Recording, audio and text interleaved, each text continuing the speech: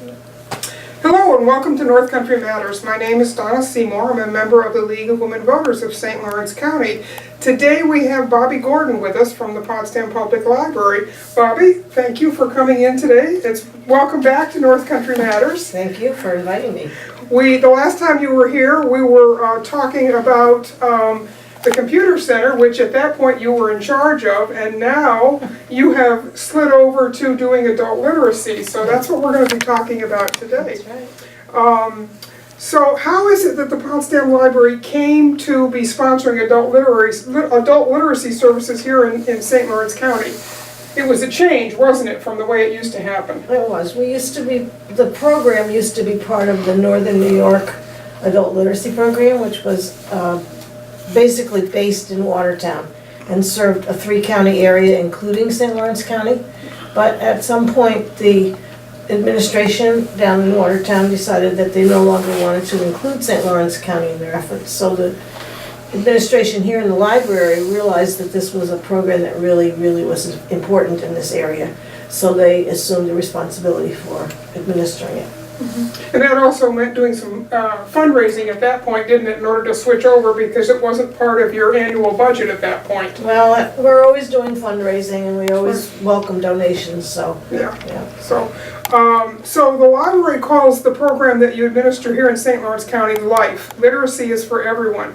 So let's talk for a minute about what adult literacy is. It's more than just learning to read, isn't it? It is. Let me just insert a little addendum to what you just said. Life is actually the umbrella term for literacy is for everyone, which includes children, teens, adults, just about everybody, and includes the digital literacy program. So it's children, teens, adults programming, digital literacy instruction, and the adult literacy program, which is what you initially said, right. Learning to read. But it's not just learning to read either, so. No, that's right.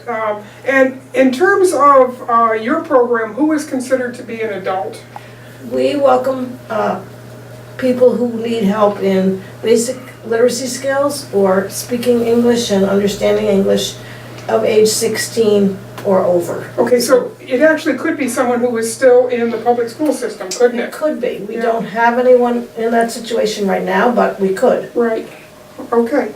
So let's talk about some of the ways your program can help people with increasing their literacy. And, you know, that's kind of a big umbrella as well, isn't it? Very big, right. We get everything from people who really never mastered the connection between the sound of a letter and the letter in print itself, all the way up to people who are preparing to get the high school diploma through a test called the TASK. Mm-hmm. And we get people of all ranges of speaking and understanding English, everything from brand new in this country and maybe learn 3 words somewhere along the way to quite proficient. So we've got a big range of learners.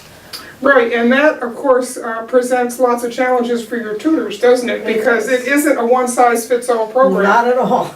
So we do the training in 4 sessions, and we do prepare them for all kinds of learners. But if they have a specific type of learner that they're not really all that familiar, we provide supplemental instruction and resources and so on, so they can pretty much cope with whatever walks in the door. And this is pretty much all delivered one-on-one, isn't it, in terms of this kind of thing? You don't really hold classes for more than one person, I think.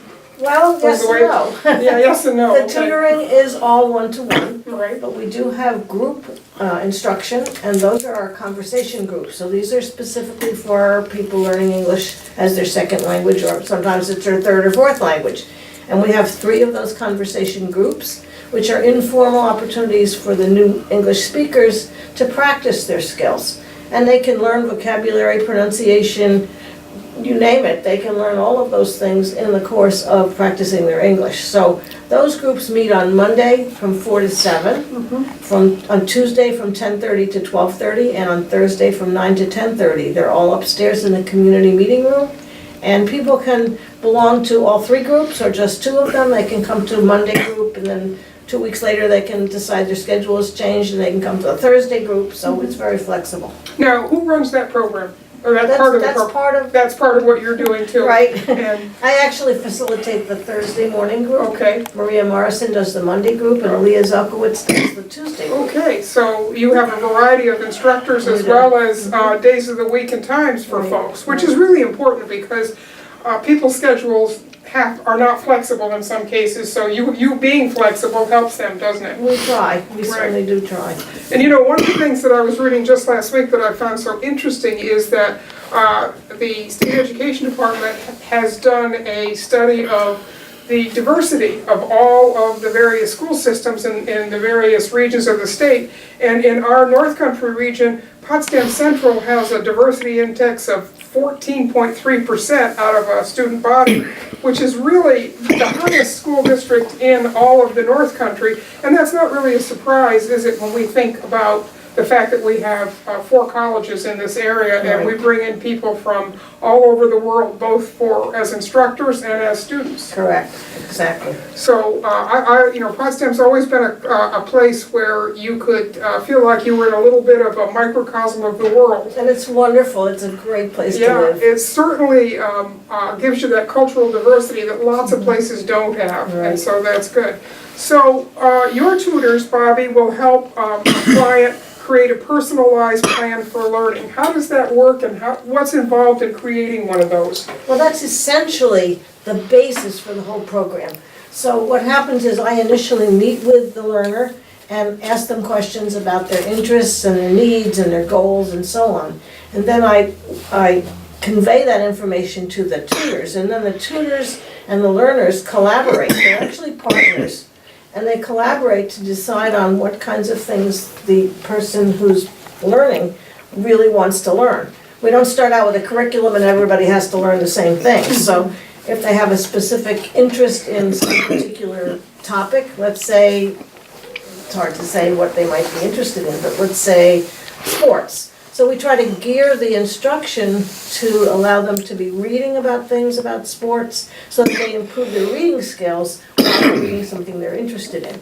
If they need to learn about nutrition information, that's a need. Perhaps they have a child who has a specific nutritional problem, and so they need to be able to read the labels.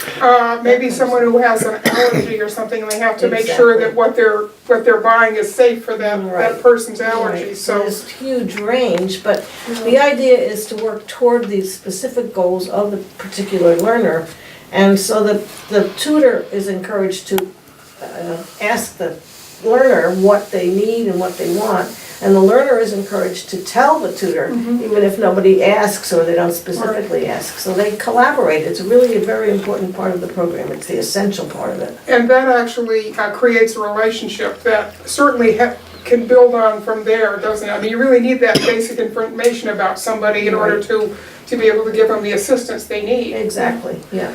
You know, and one of the things I was interested when I was looking at over your program was that part of what you can offer is people who need help with math skills as well as reading, isn't it? We do that, yes, we do. For example, I have a couple of students right now who have difficulties computing, doing estimates on construction jobs.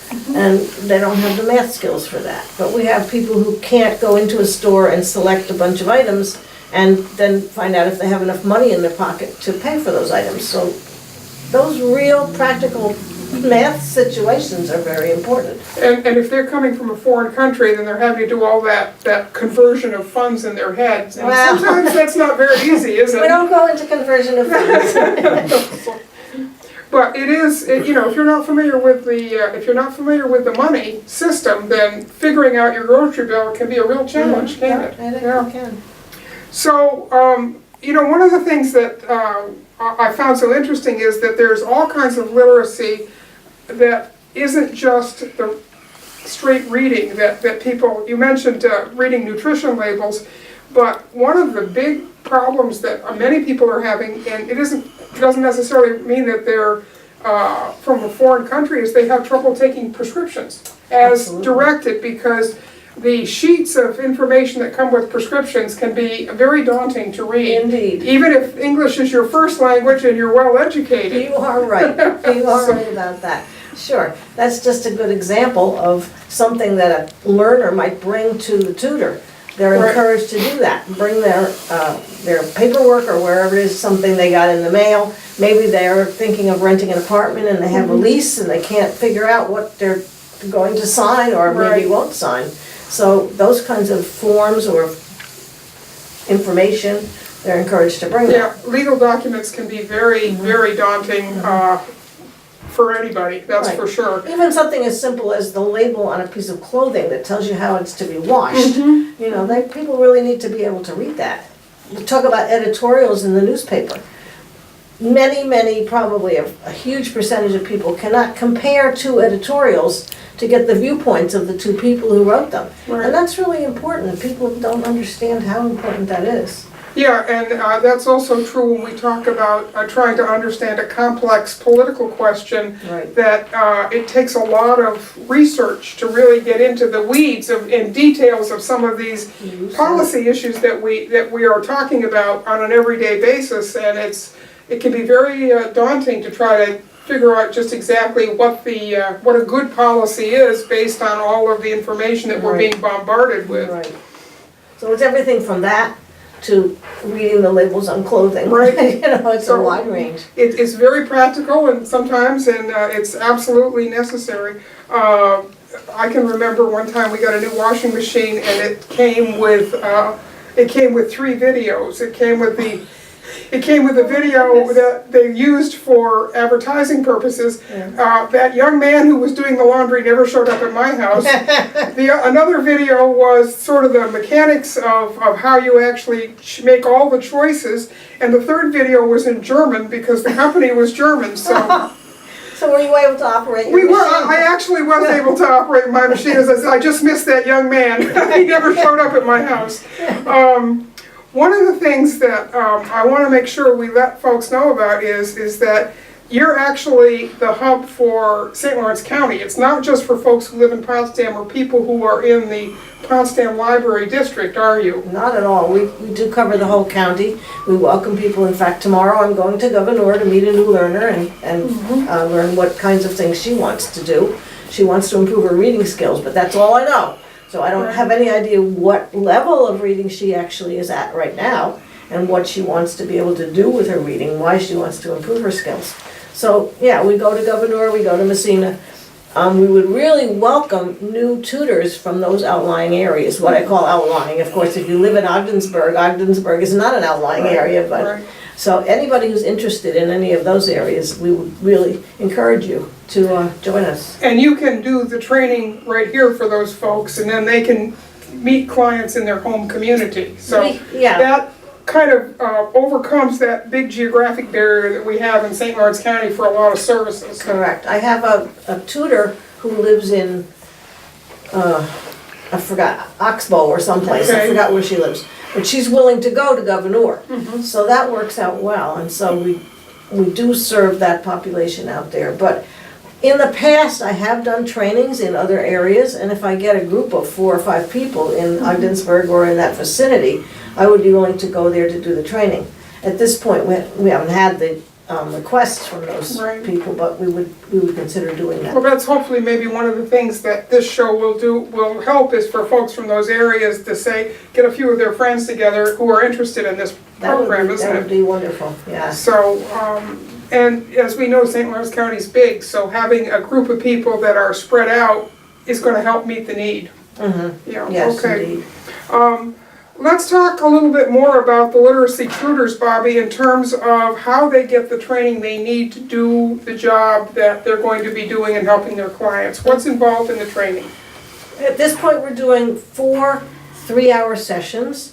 The first one is an orientation to the whole program. The second one is specifically for the basic literacy instruction. And the third one is for basically for the new English speaker portion. And then the fourth one is what we call successful tutoring, which is all kinds of things about planning what you will do with your learner and so on. So it works out really well. People do need to come to all 4 sessions so that they are ready to do whatever we need them to do. And their schedules are very flexible, so the tutoring is set up between the tutor and the learner, and they discuss when and where they will meet. When I match a tutor with a learner, I already know when each of them is available, so I don't try to, make They that don't have happen. to figure that out No, themselves. they don't have to, and I That's also a match big the right. geographical area, as you said. Yes, So, right. and then the tutors can say, well, I would really prefer to work with a basic literacy student, so then the basic literacy students, but most of the tutors are perfectly willing to work with whatever is needed, so, yeah. And that's part of creating that relationship between two people, isn't it? That when something comes up that's maybe not on the list of things that they first discussed, it's very easy to say, oh yeah, I can help you with that, isn't it? Absolutely, Yeah. yeah. What I give the tutors initially is just a basic idea of where to start. Okay. And as they interact with their learner, they learn so much about that person and what needs they have, things that the person never thought to tell me, but Right. that so they just jump on it and just help with whatever they have learned is necessary. So your four initial sessions are just building the groundwork, and from there they build their own towers with. Well, they do, yeah. but we do have resources for them to use. They can also use online resources, and they can always come back and consult with me and ask, well, I need to do such and such because my learner needs this kind of information.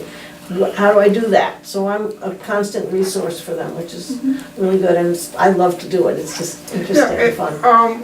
So typically, a tutor would have one client or maybe more than one client, just depends on the time factor? Well, yes, some tutors have more time than others. Okay. I have at least 3 tutors who have more than one learner, not at the same moment together, but they are responsible for working with more than one. And I really appreciate those people, but, I can't require them to do that. Right, It's right. just wonderful if they can, so, yeah. And you just got through offering a session of training for tutors in January, so how often do you schedule the training classes? That's a really good question. Historically, we have usually done 3 or 4 times a year. But I would say since the summer, we've done 3 sessions, 3 different ones. So we did one in the early fall, one in the middle of fall, and one in January, just because we had such a need for more tutors. And I'm hoping not to do another one until the weather gets better, because that's the problem with training in the winter. So right now, we're pretty good. We try to maintain a balance. But what I am hoping to do is to start another little program, sort of part of this, which is going to be for a group of conversation partners, that's what I'm calling it. And this is for people who are learning to speak English, but they've learned it quite well, maybe they've been here quite a while, and what they really need to do is just practice, practice, practice. And so this will be just a 1-session training, which I might do in March or something like that, for people that are interested. So I haven't really done anything about that yet, but I'm hoping to get it started pretty soon. Yeah, that sounds like it could be a lot of fun, as opposed to a lot of work. It's all fun. It's all fun. I have tutors who say that their work with their learner is the high point of their week, and this sounds fake, but it's really not fake. I mean, it's so exciting and so interesting because the learners really teach the tutors a lot, and the tutors are so excited to learn about another culture. And they're meeting somebody that in the normal course of events they would never come across in their normal life. So it is always fun, as you say, to have that opportunity to interact with someone. They stay in touch too. After many times they move away, but they stay in touch. I don't know how many tutors that are still in touch with their learners years after they've been here. Yeah. I think it would be interesting for folks to know there is no typical tutor, is there? I mean, they're all ages and they're different points in their life and all the rest of it. So, do you have young tutors? We have some. We just trained one who's 26, I think. He's probably one of the youngest I've had. Usually they're in school or they're busy with something else, but by the time they get to be in their 40s, we start getting people coming in. I would say that more of them are in their 50s, that kind of age group, but we have all ages. And the learners are given the choice. Do you have an age preference? Would you feel uncomfortable working with somebody who's 70? Or would you only work with a male and you don't want to have a female tutor and so on? So we consider all that as well. Right, and those can be cultural things as well, can't they? So you have to be sensitive to those things. Absolutely. Well, that's good. So can you kind of give us a success story about, something that you've been involved with that sort of describe how a tutoring session went and what people get out of it, both from the giving and the receiving end? You're putting me on the spot. Well, there are so many success stories, Yeah. but it's just the reward. I actually encourage the tutors to send me stories of what did your learner accomplish this particular month. So even if it's something small, like they just learned to pronounce the particular sound that the R makes or the TH makes, or they learned 5 new sight words, or those things might not sound very much to you, but those little steps lead to the bigger goals. And I can't give you a specific right now because I didn't know you would ask me that question, but.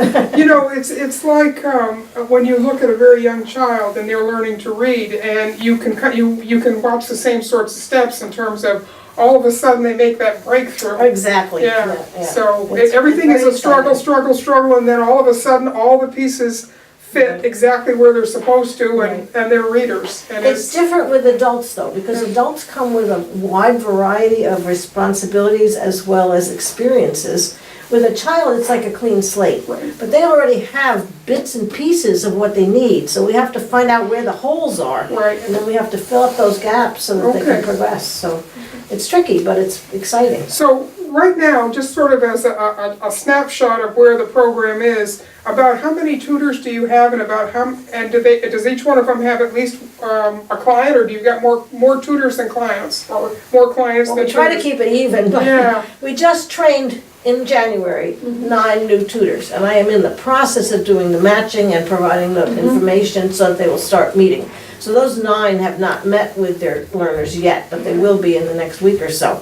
So then we'll have in the neighborhood of 33 or 34 matches. Okay. Well, actually, not matches, more than that, because some of them have 2 learners. So maybe we'll have 36 matches. So you keep your finger on the pulse of Oh, I each do. one of those situations, right? Right, and we are going to be getting new learners in. I know, because I'm going to meet one tomorrow in Governor, and I have another one in Messina that I will meet next Monday. So I'm just hoping that we can hold them off long enough to get a new group of tutors trained, Right. or to encourage one of the current tutors to take another student.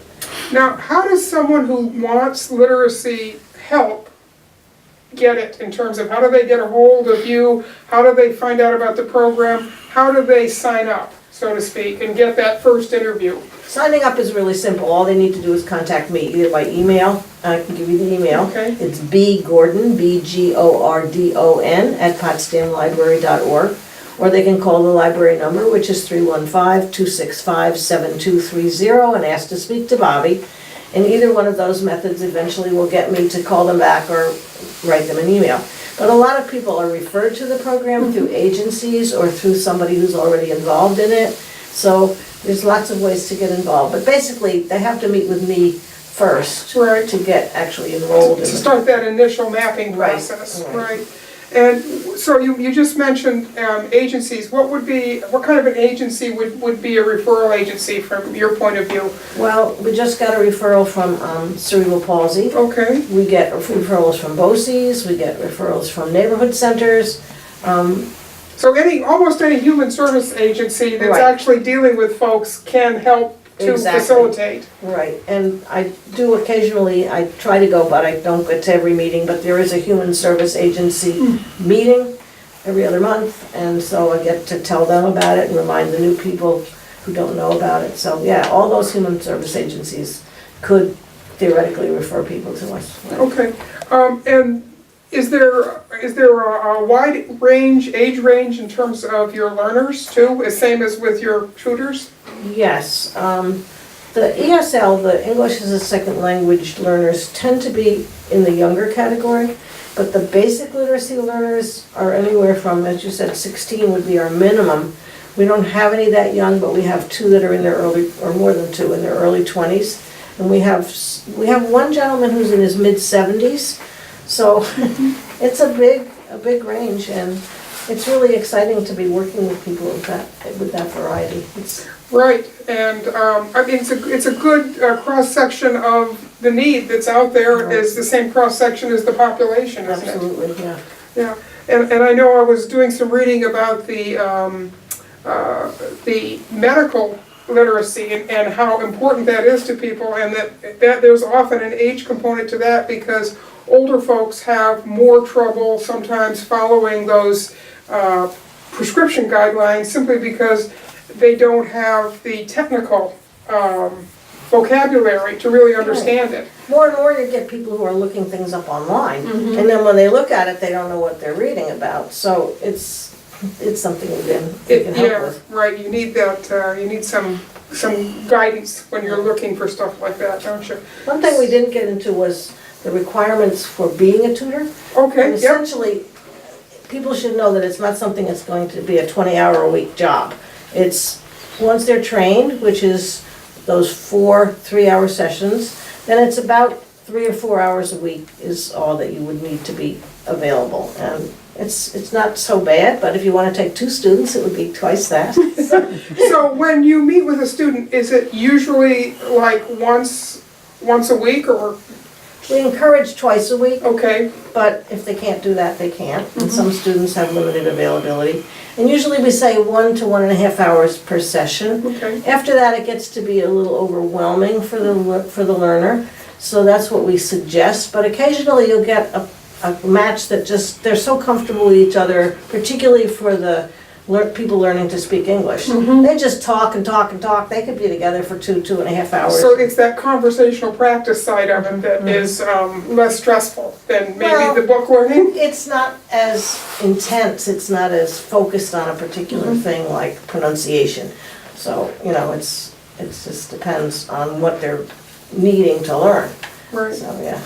And in terms of the actual mechanics of the program, obviously you're in the library, so you have all of the access to the library resources, but what's kind of a typical toolkit that you would say to a tutor, you know, this is what you should be prepared to be dealing with? It's interesting that you asked that. In terms of materials, we really encourage people to use real-life materials.